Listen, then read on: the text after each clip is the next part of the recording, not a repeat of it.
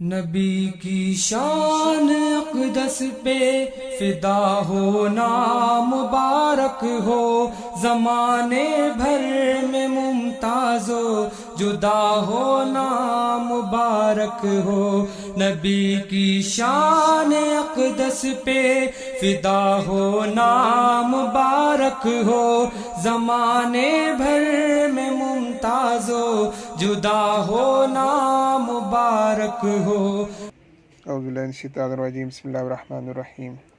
آج جب ہم مختلف ممالک کے بادشاہوں، سربراہوں اور آمروں کی طوائف ملوکی کے اور کرپشن کے قصے سنتے ہیں تو بے اختیار رسول امین صلی اللہ علیہ وسلم یاد آ جاتے ہیں کہ جن کو صادق و امین کا لقب ان کے باپ دادا، دوست اور رشتہ داروں نے نہیں بلکہ ان کے دشمنوں نے دیا تھا۔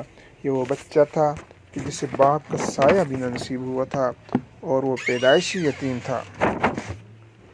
6 سال کی عمر میں والدہ جیسی پرشفقت رشتہ بھی جدا ہو گیا، اور اس چھوٹی سی عمر میں 8ویں سال دادا جان بھی داغ مفارقت دے گئے، اور ان کے ہر دل عزیز چچا ان کی پرورش پر معمور ہو گئے۔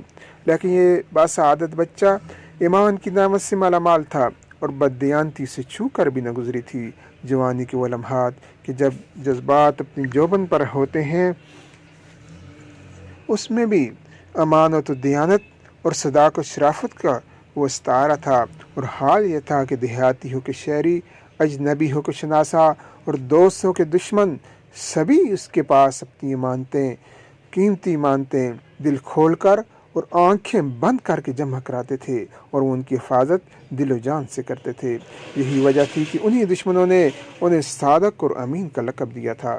یہی نوجوان جب عمر کی 25 بہاریں دیکھتا ہے تو علاقے کی متول خاتون حضرت خدیجہ الکبریٰ رضی اللہ تعالیٰ عنہ انہیں تجارتی سامان دے کر بیچتی ہیں، اور جوانی کے عالم میں بھی امانت دیانت کی وہ تاریخ رقم کر ڈالتا ہے کہ حیران رہ جاتی ہیں کہ اور انہیں وہ نکاح کا پیغام دینے پر مجبور ہو جاتے۔ ایسے معاشرے میں کہ جہاں بدی کا ہر سو راج ہو، شراب لوگوں کی گٹی میں پڑ چکی ہو، نومولود بچوں کو زندہ درگور کیا جاتا ہو، قتل و غارت اپنی انتہا کو پہنچی ہوئی ہو، یتیموں اور بےکسوں کا مال بے رحمی سے ہضم کر دیا جاتا ہو، وہاں ایسا فرشتہ صرف نوجوان پہاڑی کا وہ چراغ تھا کہ جس کی طرف سب کھنچے چلے آتے تھے۔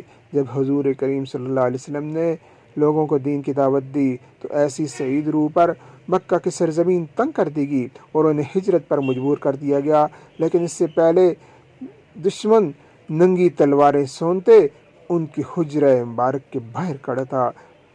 عداوت کا یہ عالم تھا کہ تلواریں گردنیں مارنے کے لیے بےتاب تھیں، لیکن دوسری طرف اعتماد کا یہ منظر تھا کہ قیمتی امانتیں ابھی تک انہی کے پاس تھیں، اور ابھی تک کسی کو یہ شک بھی نہ گزرا تھا کہ دشمنی کی اس ہولناک کیفیت میں بھی یہ امین ان کی امانتوں کو غصب کر سکتا ہے۔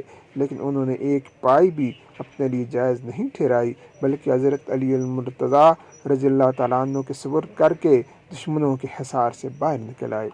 پھر ایسا ہوا کہ عبداللہ کا در یتیم بے سر و سامانی کی حالت میں اپنی عزیز ترین شہر مکہ سے نکل کر مدینہ میں جا بسا، اور بالآخر وہاں کے حکمران بھی وہ بن گئے۔ لیکن امانت و دیانت ایسی کہ جب ان کا وصال ہوا تو حرم نبی میں چراغ جلانے کے لیے تیل بھی میسر نہ تھا۔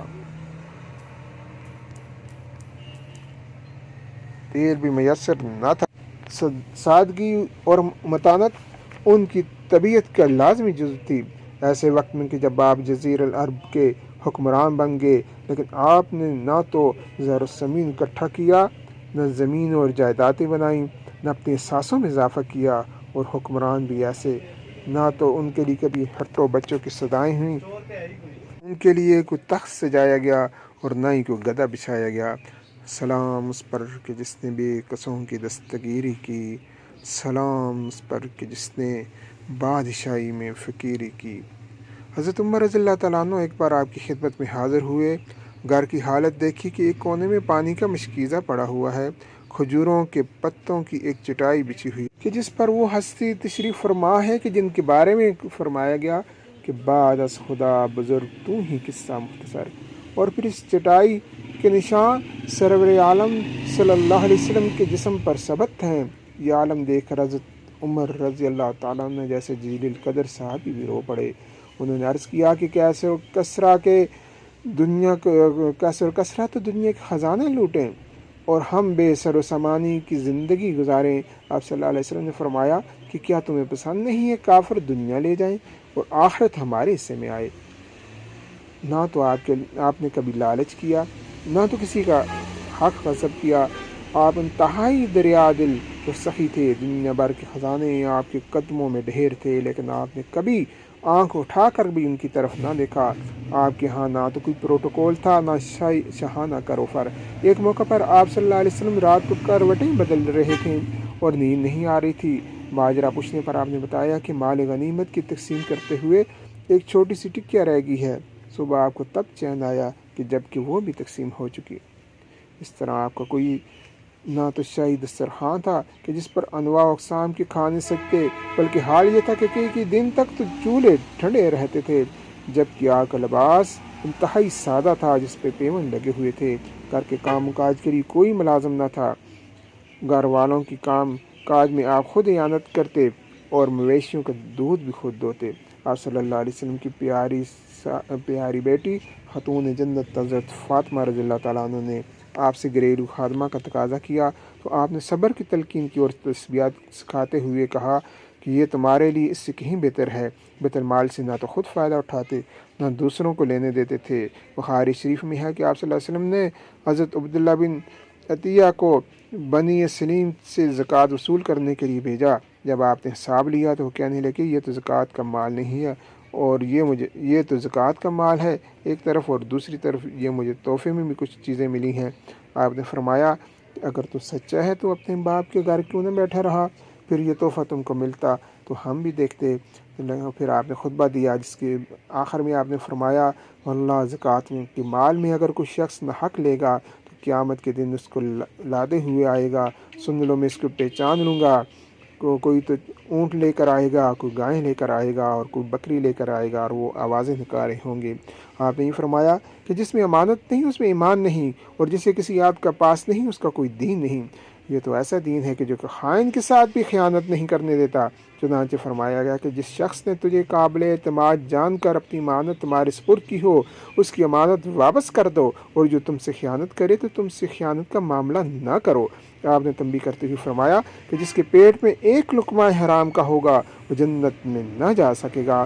آپ نے یہ فرمایا کہ جو شخص کسی کی بارش بر زمین ظلماً زبردستی ہتھیا لے گا تو اللہ تعالیٰ قیامت کے دن 7 زمینوں کا توق اس کی گردنوں میں ڈالے گا۔ اس سے آپ اندازہ لگا لیں کہ جو ہاؤسنگ سوسائٹیاں، زمیندار اور وڈیر اور قبضہ گروپ بے کس لوگوں کی کئی کنال زمین گن پوائنٹ پر ہتھیار لیتے ہیں تو آخرت میں ان کا کیسا عبرتناک انجام ہوگا۔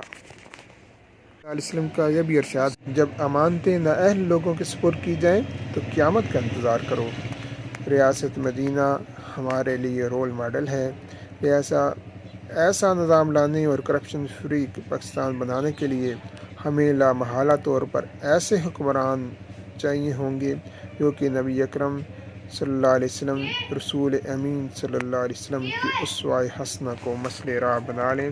اللہ تعالیٰ ہمیں عمل کرنے کی توفیق عطا فرمائے۔ محمد کے رب مومنوں کے الہ، اے محمد کے رب مومنوں کے الہ، ان کو جنت کے راستے چلا، اے خدا اے خدا اے خدا اے خدا، اے محمد کے رب مومنوں کے الہ، اے محمد کے رب مومنوں کے الہ، ان کو جنت کے راستے چلا، اے خدا اے خدا اے خدا اے خدا اے خدا، جو رسول